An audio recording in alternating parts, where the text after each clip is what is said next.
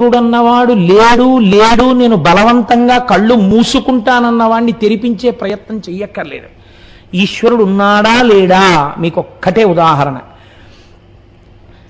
మీరు ఒక గాలిబుడగని తీసుకొచ్చి ఒక చిన్న సూదితో గుండు సూదితో ఇలా అనండి, ఇంత చిన్న రంధ్రంలోంచి మొత్తం లోపలున్న గాలి బయటికి వెళ్ళిపోయే ప్రయత్నంలో ఫట్ అని పేలిపోతుంది.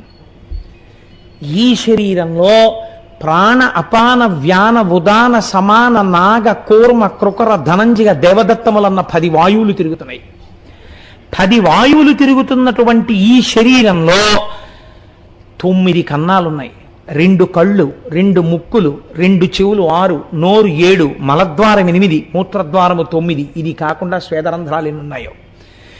ఇన్ని రంధ్రాలున్న శరీరంలో ఈ వాయువులు ఈశ్వరానుగ్రహం వరకు ఈశ్వర శాసనం